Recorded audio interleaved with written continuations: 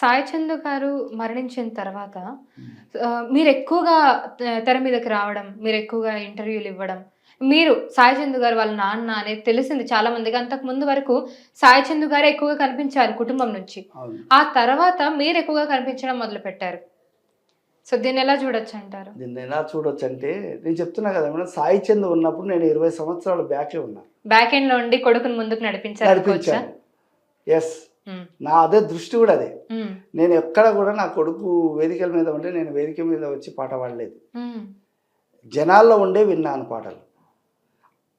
వేల మంది, లక్షల మంది నిలబడ్డ చోట నేను కూడా మధ్యలో నిలబడి పాట విన్నా. హ్మ్. దగ్గరికి పోయి నేను సాయి చంద్ వాళ్ళ నాన్ననని కుర్చీ లాక్కొని కూర్చోలేదు. హ్మ్.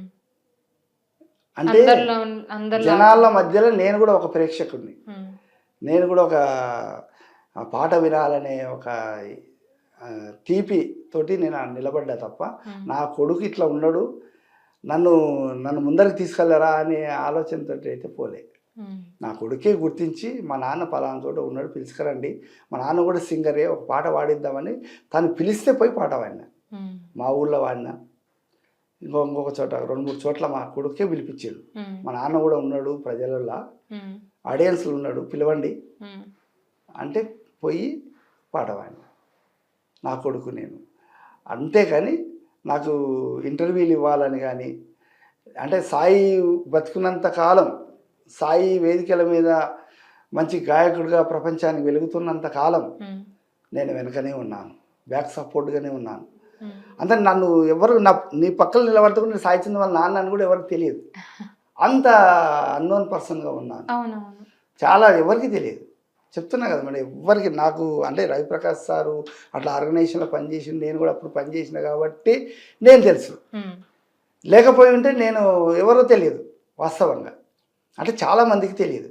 నేను ఒక అరుణోదయ సంస్థలో పనిచేశాను, ఒక 12 సంవత్సరాలు పనిచేశాను కాబట్టి అరుణోదయ సంస్థలో తిరిగిన కళాకారులకు తప్ప మిగతా జానపద కళాకారులకు కూడా పెద్దగా తెలియదు, సినీ కళాకారులకు తెలియదు, లేదా ప్రజలందరికీ కూడా తెలియదు. కొద్దిమందికి మాత్రమే, నా పాట అంటే ఇష్టపడే వాళ్ళకు మాత్రమే తెలుసు. అంటే అట్లా ఆ రకంగా నేను ఉన్నాను తప్ప నా కొడుకు పోయిన తర్వాత నేను కనబడాలనే దృష్టితోటి కాదు. నా కొడుకు చనిపోయిన రోజే చూసిండ్రు నన్ను. ఎప్పుడైతే నేను గుర్రంగూడకు వచ్చినో ఆ రోజే చూసిండ్రు నన్ను. అంటే ఛానల్స్ వాళ్ళు కానీ, అనేక మంది ఎమ్మెల్యేలు కానీ, మినిస్టర్లు కానీ, లేదా సాయి చంద్ అభిమానులు కానీ, లక్షలాది మంది ప్రజలు కానీ, కళాకారులు కానీ, అందరూ ఆ రోజే నన్ను చూసి నా దుఃఖం చూసిండ్రు. ఆ రోజు నా దుఃఖాన్ని చూసి అనేక మంది, చాలామంది అన్నారు, నీ దుఃఖము మమ్మల్ని ఏడిపించింది.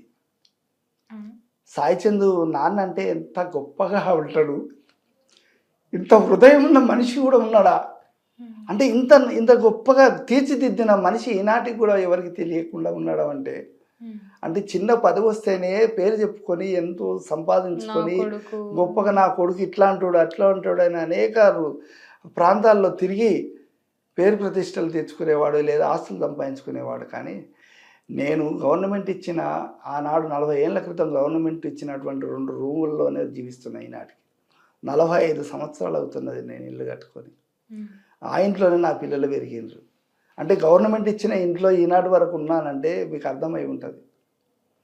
అంటే ఏ ఆశ పడలేదు నేను. అంటే నా వ్యక్తిగతంగా కట్టుకున్న, సొంత కష్టార్జితంతో కట్టుకున్న ఇంట్లోనే జీవించాను తప్ప మా నాన్న ఇంట్లో కూడా లేను నేను. మా నాన్న ఇల్లు కూడా వదిలేసిన. స్వయంగా నేను బయటకు వచ్చి గవర్నమెంట్ ఇచ్చిన ప్లాట్లో గవర్నమెంట్ ఇచ్చినటువంటి లోన్ తోటి తీసుకొని కట్టుకొని నేను, నా భార్య, నా పిల్లలు జీవించిన. ఏనాడు కూడా నేను ఇంతవరకు కూడా అప్పులు చేయడం కానీ, లేదా ఆస్తులు పెద్దగా పెంచుకోవడం కానీ జరగలే ఆనాటి నుంచి. అంటే అలాంటి స్థితిలో జీవించిన వాడిని నేను 10 మందికి కనబడి నా యొక్క పేరు ప్రతిష్టలు తెచ్చుకోవాలనే ఆలోచనతో నేను ముందుకు రాలే. ఇలాంటి తండ్రి కూడా ఉన్నాడని ఆ రోజు ఛానల్స్ వాళ్ళందరికీ తెలిసింది. అందుకే మా ఊరికి వచ్చిండ్రు. హైదరాబాద్లో ఉంటే ఆయన జీవితం తెలియదు, రాములమ్మ యాంకర్ గారు ఆర్టీవీ వాళ్ళే పంపించారు, మా ఇంటికి పంపించారు.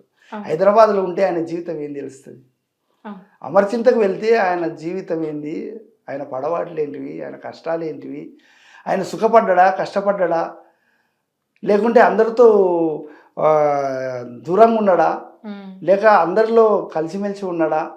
ఊర్లోకి పోతే నీకు ఎవరైనా చెప్తారు ఫలానా మనిషి ఏంటి అనేది. ఎవరైనా మన ఇంటి పక్కల వాళ్ళైనా చెప్తారు, ఇంటి ముందర వాళ్ళు చెప్తారు, ఊళ్ళో తిరిగిన వీధుల్లో పల్లెటూళ్ళు అయితే నీకు ఫలానా మనిషి సాయి చంద్ వాళ్ళ నాన్న ఎటువంటి వాడు అని నువ్వు వాకప్ చేస్తే అప్పుడే అర్థమైపోతుంది ఒకరిద్దరితోటే ఈ మనిషితో మనం కలవాలా కలవకూడదా అని.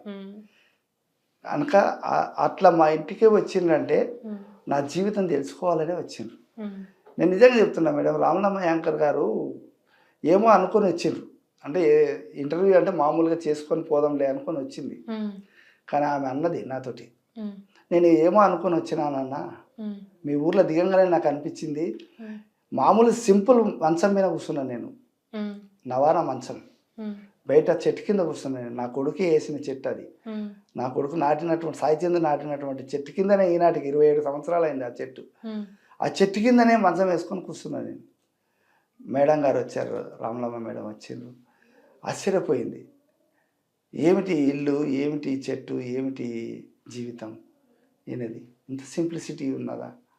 నేనేమో అనుకున్నది ఆమె నా పక్కన కూర్చొని అన్నది, అన్నా నేనేమో అనుకున్నాను కానీ నీవు మరీ ఇంత సింప్లీ లైఫ్ని గడుపుతూ గంభీరంగా ఉన్నావు, అసలు ఏమీ తక్కువ లేదు నీకు అనేటట్లు ఉన్నావు. ఆశ్చర్యం వేసింది నాకు అన్నది ఆమె. అసలైన తొలి వెలుగు. ఫాలో వాట్సాప్ @తొలి వెలుగు official.